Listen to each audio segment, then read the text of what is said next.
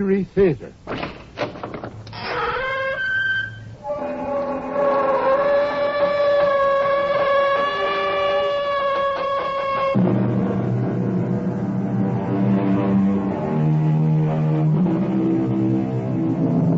Come in. Welcome. I'm E.G. Marshall. It's been said that you can always recognize a werewolf simply by shaking hands.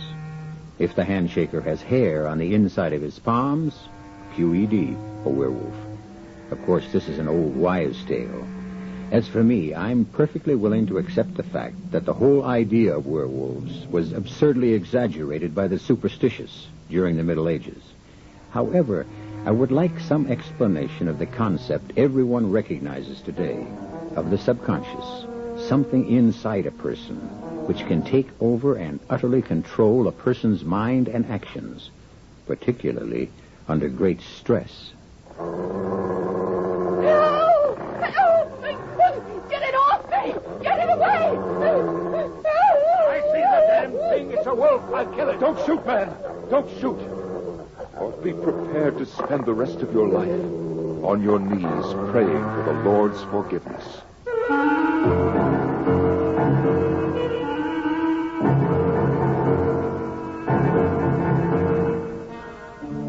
Our mystery drama, Night of the Howling Dog, was especially adapted from the classic by Algernon Blackwood for the Mystery Theater by Murray Burnett, and stars Mason Adams and Norman Rose. Here on WABC.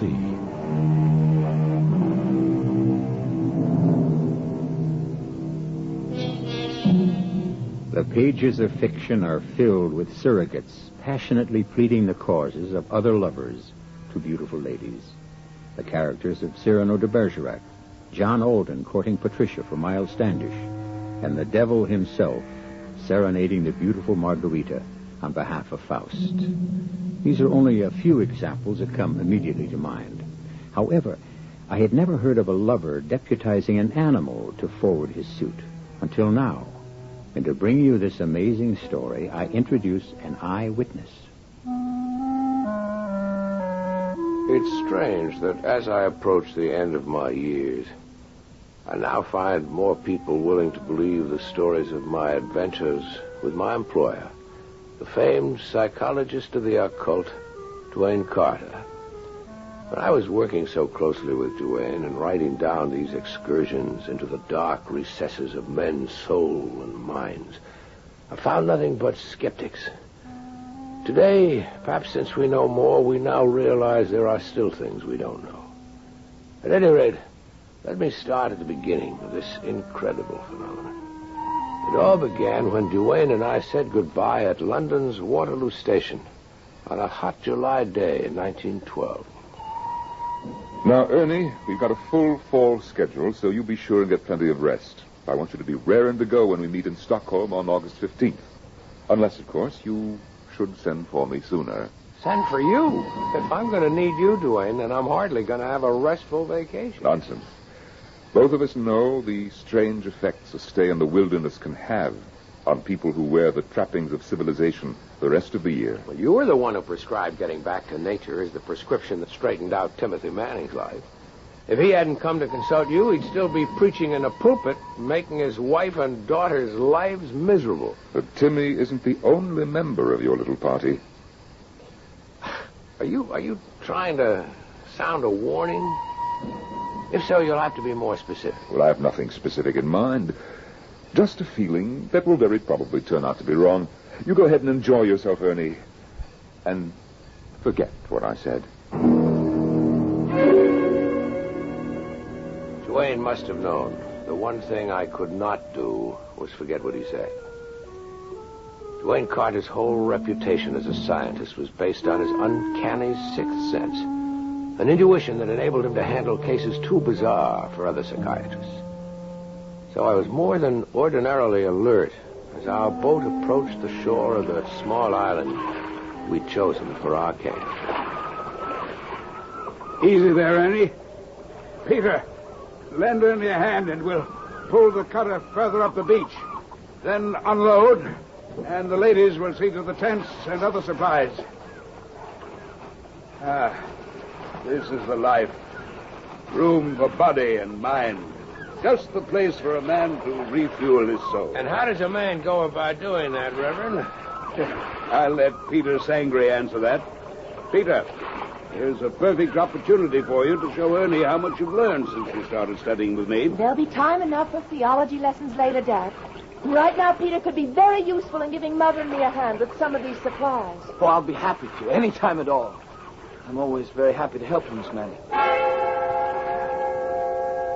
Peter Sangre was a young Canadian studying for the ministry under the Reverend Manning's tutelage. He'd been staying with the family back in New York, and it was obvious that he'd been smitten by the laughing eyes of Joan Manning. So obvious that it was sometimes embarrassing to watch the depth of yearning in his eyes. This was painfully evident the first night when Peter, Joan, and I joined forces exploring our island. Well, I never realized the Baltic Sea had this many small islands so close to shore. It's so beautiful. The water's so calm. I wish we had the canoe. We could paddle to the other islands while we still have the northern lights. Good idea. You and Peter wait here, and I'll go across and fetch you. No, let Peter get the canoe. You and I will wait here. You bet. I'll be back as soon as I can. Well, Joni, what was that all about? You found me rude. Well, let's say very definite about not wanting to be alone with Peter. Oh, dear. It was very obvious then. I'm sure he noticed. I wouldn't worry about him, Joan. Surely you know he's madly in love with you, and you shouldn't feel upset if you don't like him. I don't dislike him. It's just that I see his eyes on me, seeking, even demanding, and I'm afraid he might do or say something that would lead to unpleasantness. You, Joan Manning, the fearless, frightened? Listen, I'm serious. There's something about Peter that makes me feel creepy. Something I don't think he knows himself. I'll confess it draws me, attracts me, but at the same time it makes me afraid. Joan, I don't know whether you're trying to tell me you're afraid of Sangre or something in you. My heart tells me there's something in Peter Sangre. Something buried deep inside him. Something dark and perhaps even dangerous. And I'm desperately afraid and desperately curious. How long has Peter been studying for the ministry with your dad? Almost a year. This is the first time that you've had this feeling about him? Yes. It only happened since we came here. Away from New York and civilization.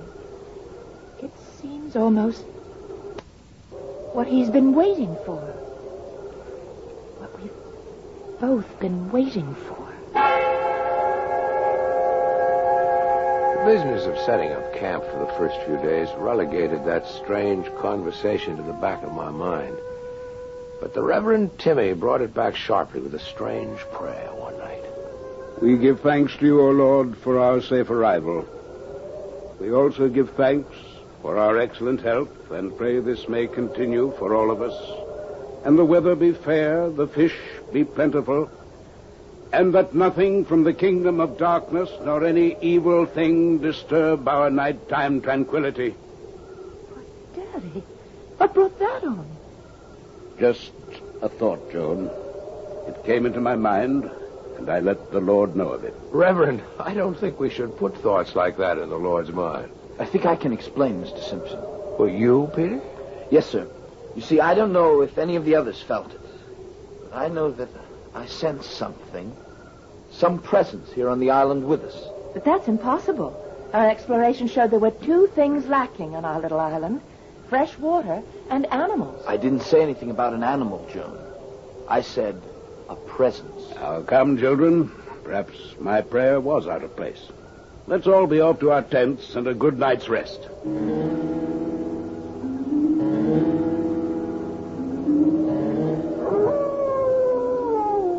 Who's that? Who's there? Whoever it is, let's not play tricks. I know someone's trying to frighten me. I'm coming out and see whoever it is that's playing this childish game.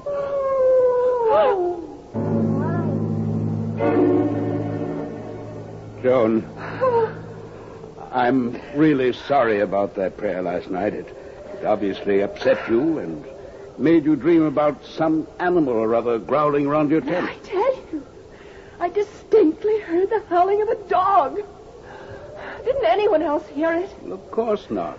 No one else heard it because you dreamed it. Because of the lack of water, there's not an animal of any size on the whole island. You know we have to fetch our water from that little island across the way. I know what I heard.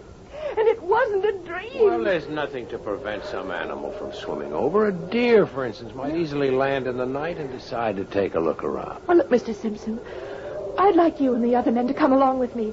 Mother, you stay here. You've already seen the tracks. And then I want Daddy to apologize to me and admit that I'm not having bad dreams. All right, now. There, look. Look at those marks on the outside of the tent. Are you going to tell me that they're not animal tracks? Certainly they are. These tracks appear to have been made by some type of fairly large animal. I apologize. I'm sorry I doubted you, darling. Oh, Daddy, I'm so frightened. I'm just plain scared.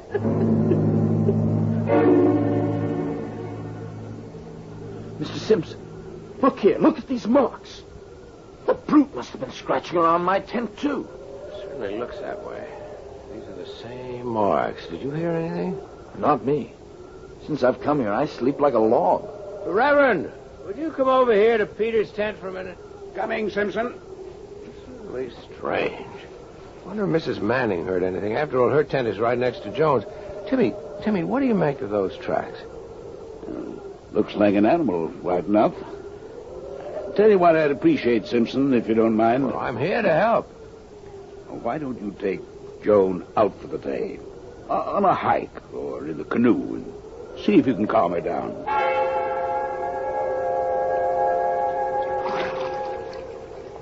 I thank you for taking me on this canoe trip today.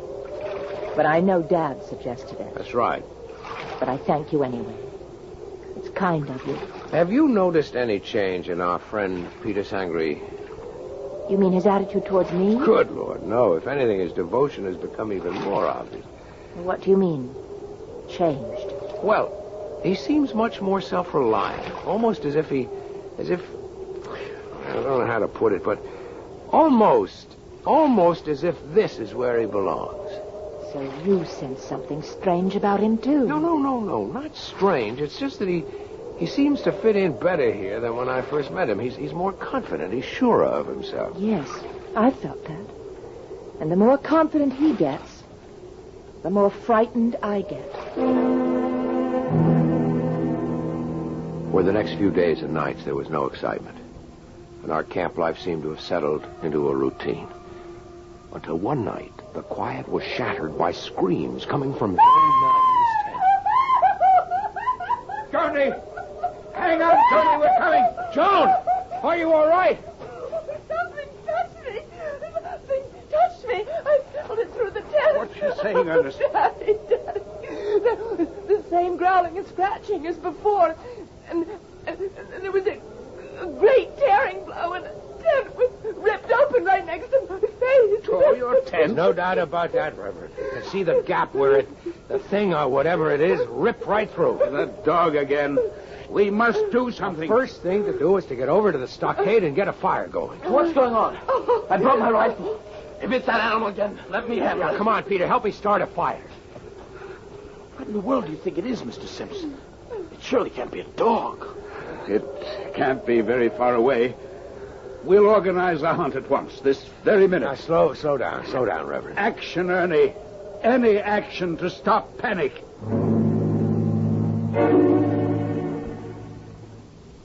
We've gone over every inch of this island, and there's no living creature on it besides ourselves. Peter's right, Reverend. Not even a squirrel could have gotten by us. All right. I know what it was. A dog from one of the farms on the larger island. A dog that's turned wild. It was attracted by our fires and the smell of food, and now it's gone back to where it came from. That's what it was. Oh, Daddy, you don't really believe what you just said? You can't believe that. You just can't.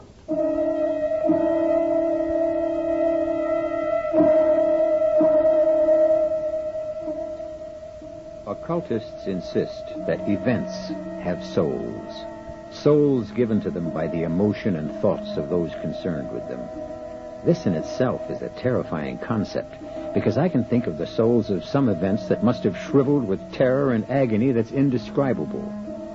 I'll be back with Act 2 and the very strange events on the Baltic Island in a moment. Theater on WABC.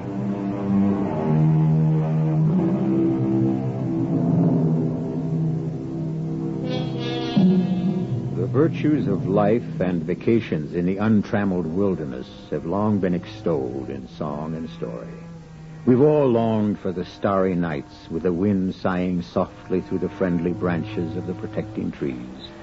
But nature also has a savage side, and sometimes a trip to the wilderness can bring out whatever primitive savage lurks within us. I hate the rain, especially when I'm in the woods. I thought you could use today to catch up on your studying, Peter. Reverend says I'll pass my exams with flying colors and become a full-fledged minister in the fall. Well, Timmy should know. He should know more about his own daughter, too. What? What does that mean? Oh, nothing. I guess we're all upset by what's happened with Joan. Well, of course we are, but I don't understand what you meant about Joan's father. Forget it. I'm sorry I said it. I just wish one of us would be able to track down that dog, or whatever it is, that's gotten Joan in such a state.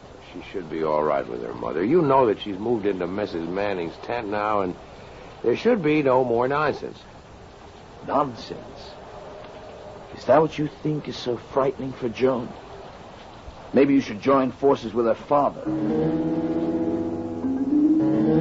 I had no trouble going to sleep after my rather strange conversation with young Sangree, but suddenly I found myself wide awake. I jumped from dead sleep to absolute wakefulness in a single instant.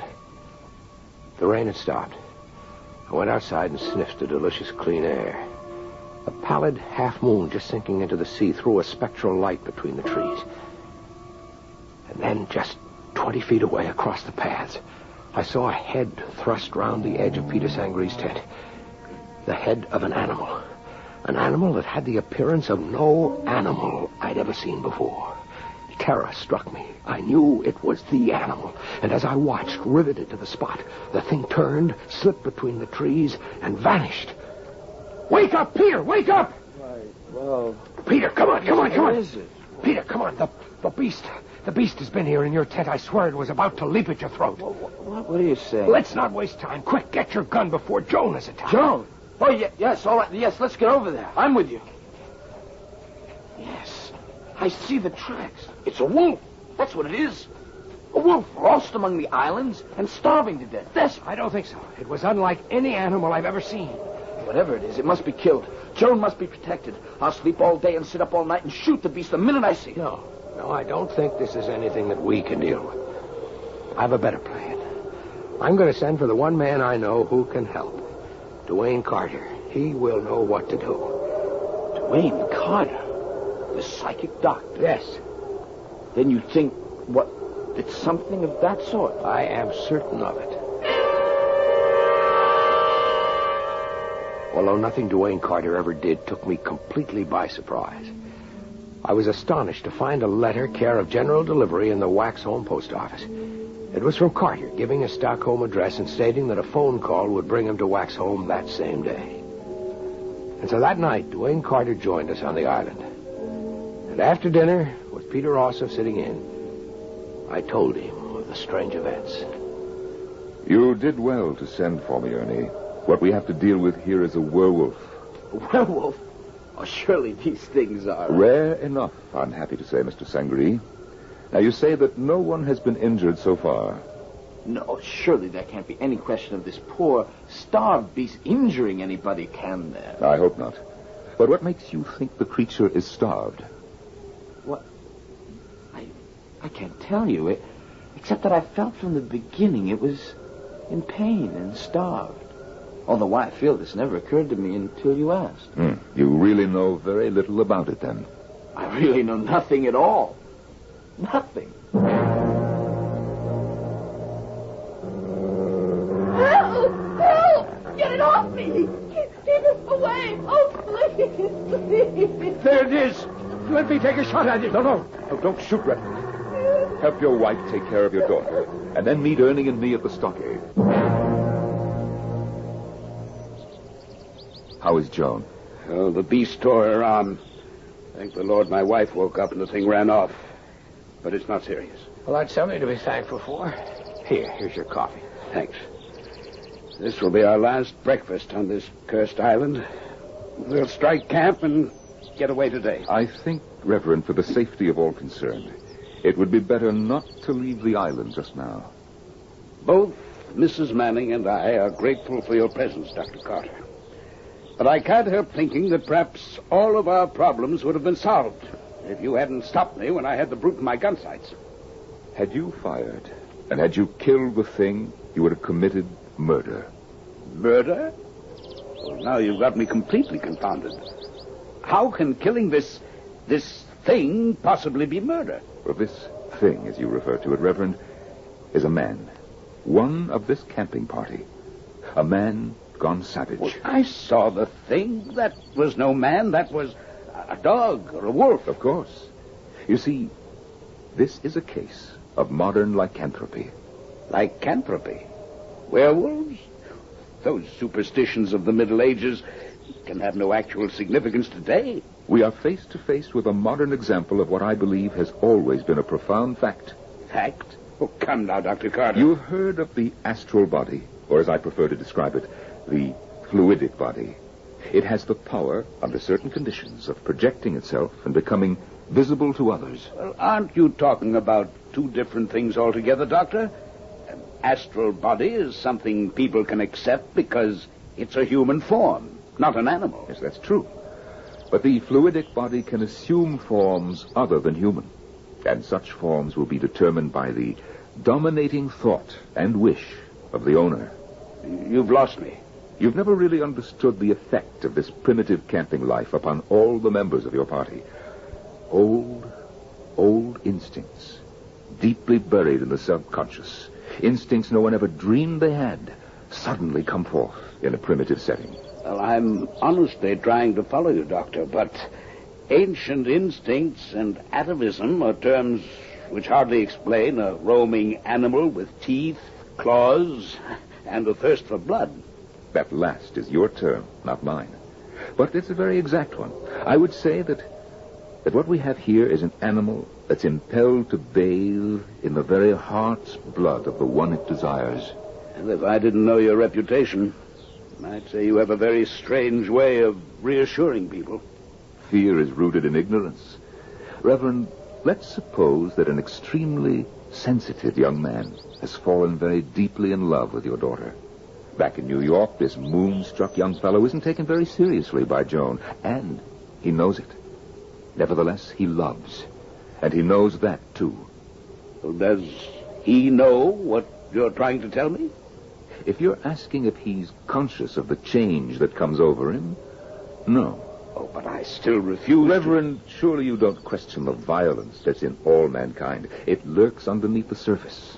And here, on this island, where we shed the trappings of civilization, he feels strong and free.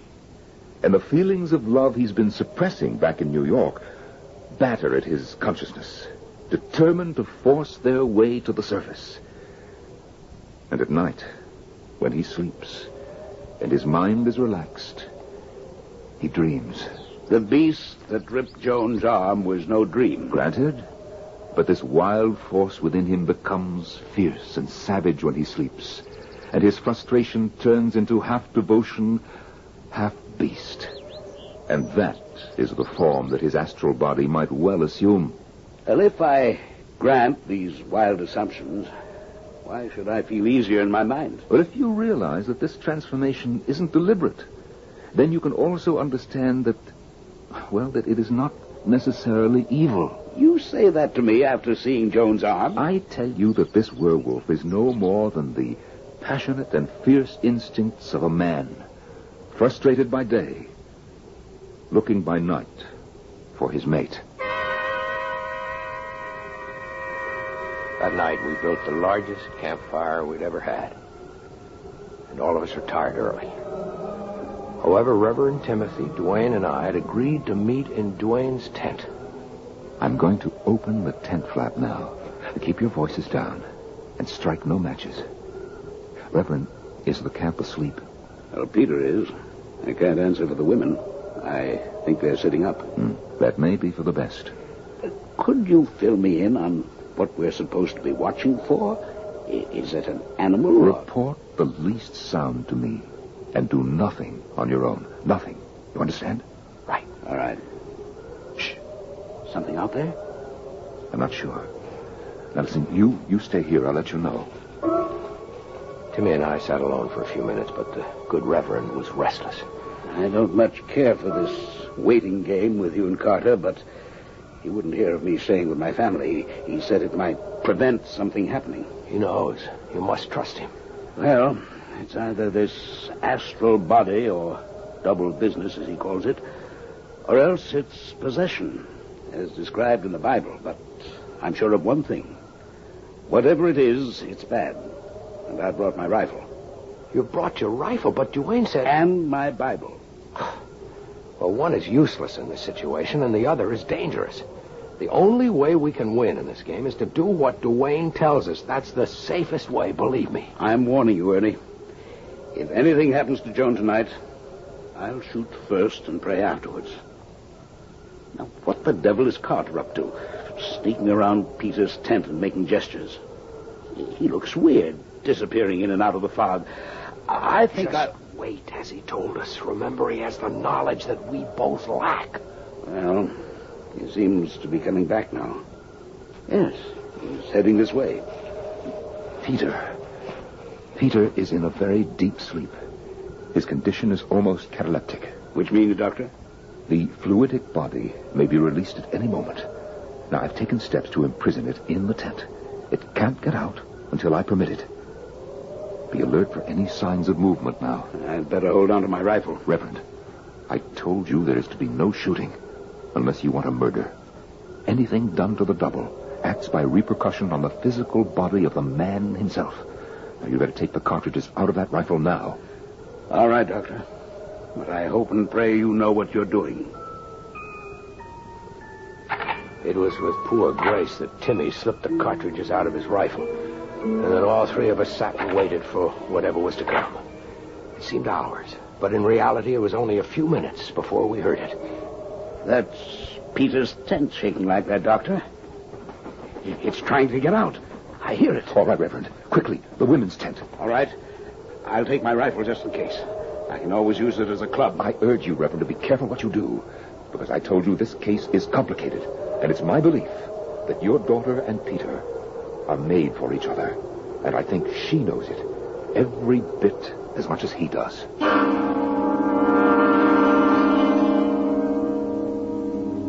Men in love have been known to do foolish things.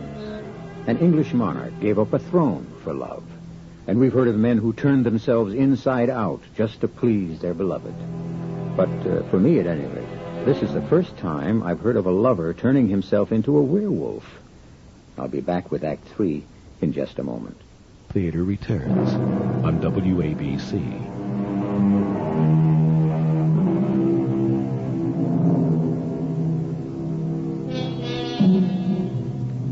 Statistically, there are more people who claim to have sighted UFOs than there are those who claim to have seen ghosts. But the lowest of all in number are those who claim to have experienced the numbing terror of having come face to face with a werewolf. Come along with me now as we share that experience with one of the few who have seen and dealt with that dread creature. From where Duane and I stood, it was less than 20 feet to Peter Sangre's tent.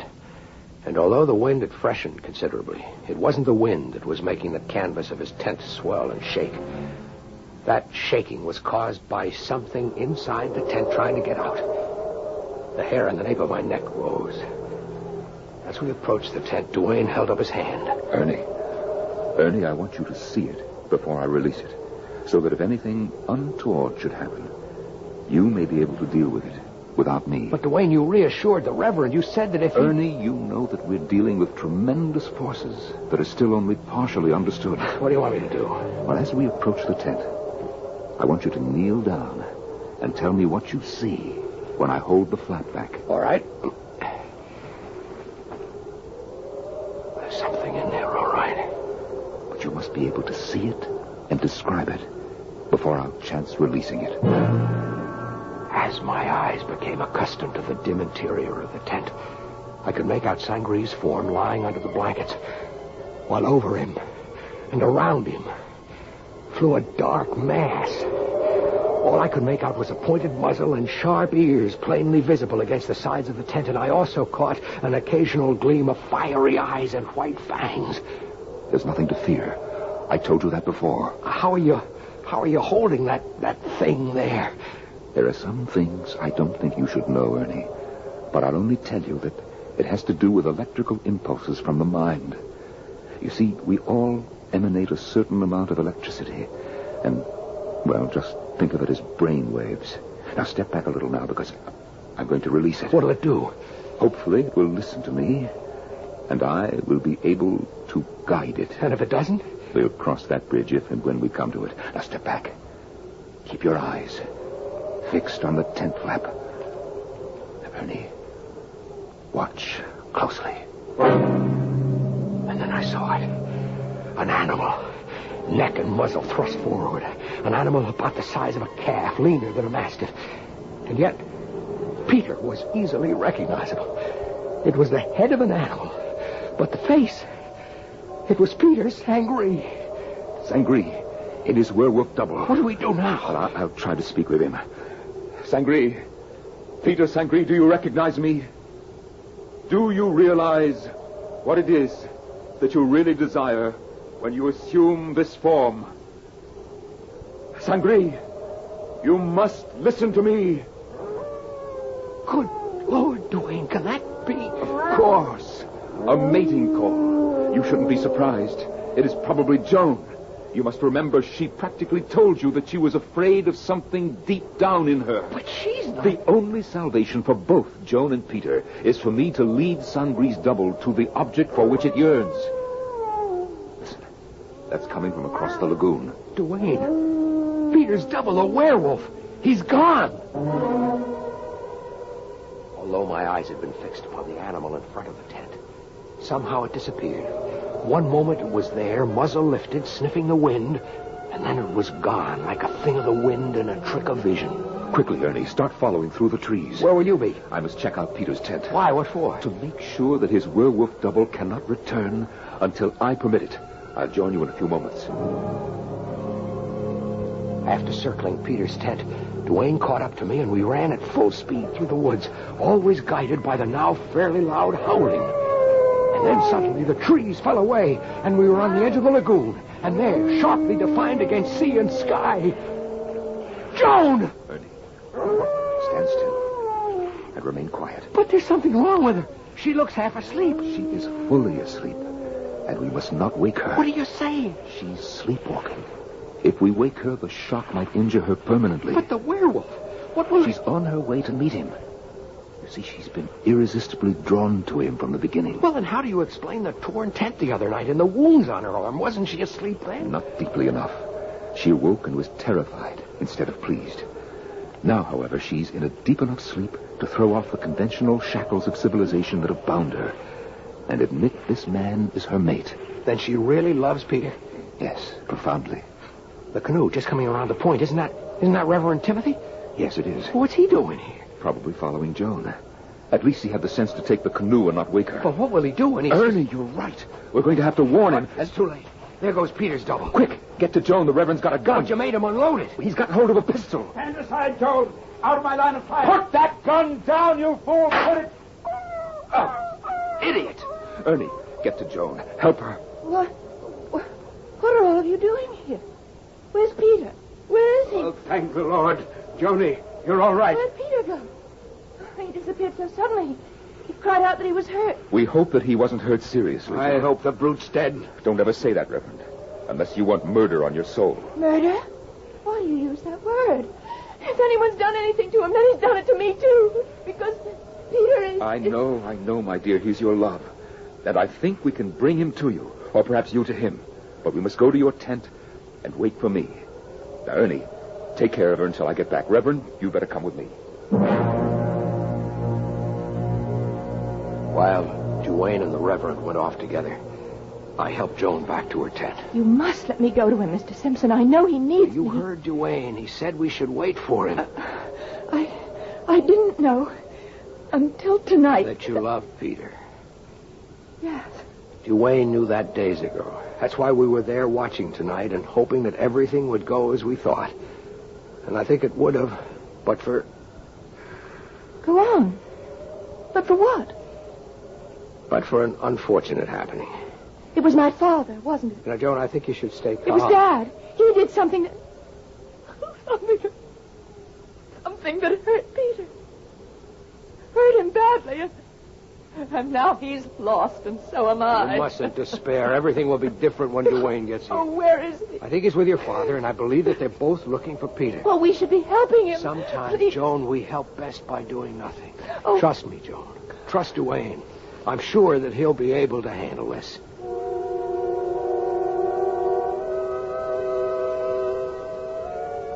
Reverend, pray that we're in time to help Peter's double return to Peter's physical body. Will that help, Joan? I think so. Now, hold it. Now what?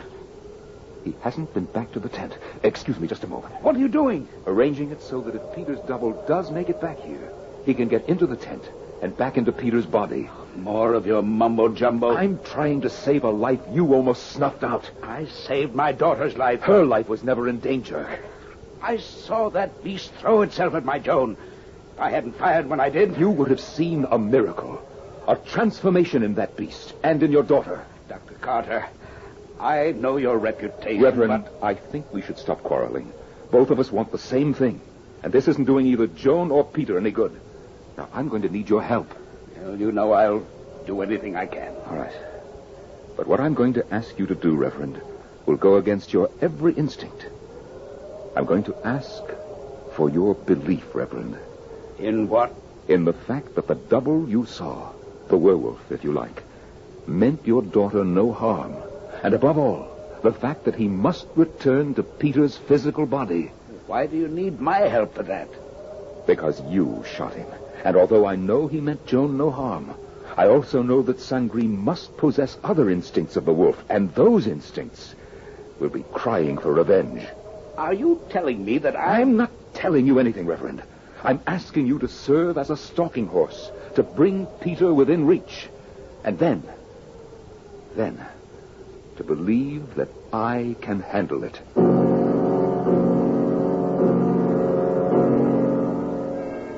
Now, Reverend, you're not going to have any second thoughts about being unarmed. I gave you my word, Carter. Let's get on with it. You go fetch Ernest. I'll be all right in that short time. I'm sure the Lord is watching over me. Let's hope he's watching over all of us.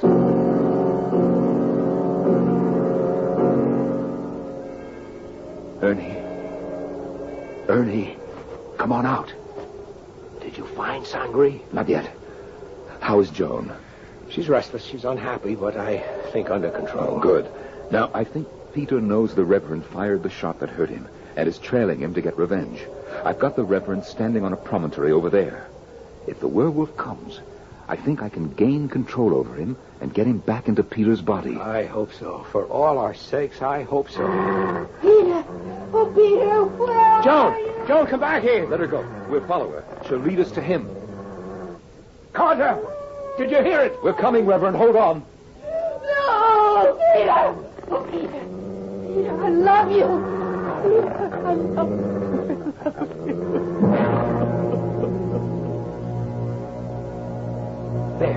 There it goes into Peter's tent. Let's hope it's in time. What about the Reverend? Joan will take care of him. Peter's the important one now. He's alive. Yes, but look. Those flecks on his face. Are they gunshot wounds? They are. The Reverend aimed well. The shots went through his cheeks. Oh, he'll carry the scars for the rest of his life. It was Joan who stopped him. Joan's voice and his love for her. I'm not sure that I would have been able to head him off. I've been hurt. My face, it burns. You're going to be just fine. Peter, my love. Joan, you're not frightened of me? Of course not. At first I was. I didn't really understand. But now I know that I belong with you, and I'll be with you, always. My face. Don't touch it. Joan, you bathe the wounds with clean water, and they'll heal naturally. Of course. And, Dr. Carter, thank you. Ernest, I think we're superfluous around here now. Right, Joan? That's right. Dr. Carter, my father has more need of you now than either Peter or I.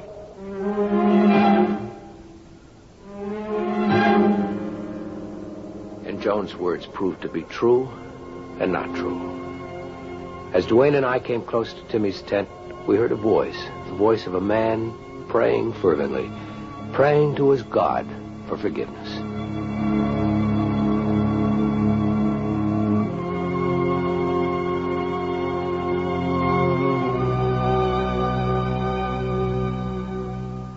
So, this tale of a man who unconsciously used a werewolf to further his love's ambitions ended happily.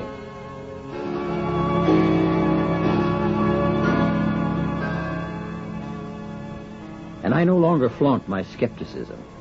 However, I must in all truth say that it's not really the recommended way to go courting, even in today's permissive atmosphere.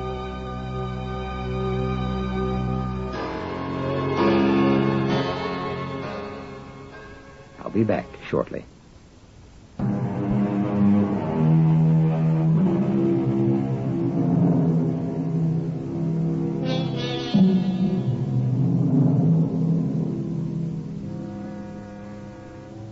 Magicians are well aware that people love illusion.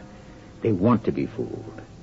I wonder if any of the great magicians ever wondered why there's such a universal love for magical tricks that seem utterly beyond belief.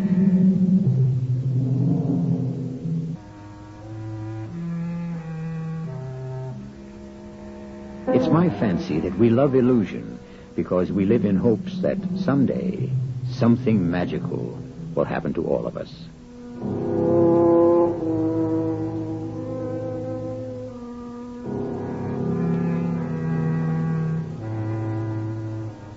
Our cast included Mason Adams, Norman Rose, Marion Seldes, Christopher Tabore, and Guy Sorrell. The entire production was under the direction of Hyman Brown. All you skiers, how would you like to receive 2 free ski passes? No catches. Mast Hope is simply exposing you to the fun and beauty of their resort. This is an incredible resort bordering New York, New Jersey, and Pennsylvania, right on the upper Delaware River, only 95 miles from New York City. Mast Hope's resort community offers ice skating, tobogganing, babysitting, children's theater, horseback riding, hay rides, snowmobiling, and, of course, cross-country and downhill skiing. So if you're a skier or you'd like to become a skier and would like to receive 2 free passes with no catches, call 1-800-922-8422 or 717-685-4821. They feature one of the longest double chairs in the Poconos, 100% snowmaking, night skiing, and an excellent ski school to teach every member of your family. There are no excuses not to take advantage of this offer, an opportunity for 2 to ski for free. Call right now and receive 2 free lift tickets to this beautiful ski resort. 1-800-922-8422 or 717-685-4821. This is E.G. Marshall inviting you to return to our Mystery Theater for another adventure in the macabre. Until next time, pleasant dreams.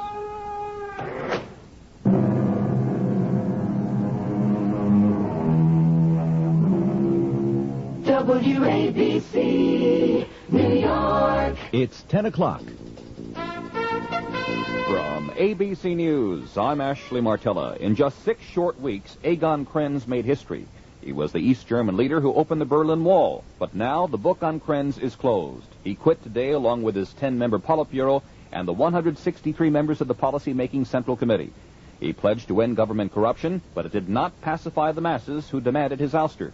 More from ABC's Julie Flint in East Berlin. Krenz, who only last week vowed not to resign, has been party leader for less than 2 months, and in that time had made almost frantic efforts to present a new face. He moved out of a luxury villa into a suburban home that resembled nothing so much as a bunker. And he took action against former party leader Erich Honecker and several other senior figures accused of corruption. But he was unable to shake off his image as a hardliner, a former leader of the Free German Youth and the man who applauded the massacre in Tiananmen Square. Julie Flint, ABC News, East Berlin. East Germany will be run temporarily by 25 communist reformers. More after this. Let JCPenney bring out the Santa in you at the holiday sale going on through Saturday. Save 25% off regular prices on sweaters in juniors, misses, and special sizes. And save 25% on every cotton sweater for men, too. It's a gift sure to warm everyone on your list. But hurry, the sale ends Saturday. Smart value items not included.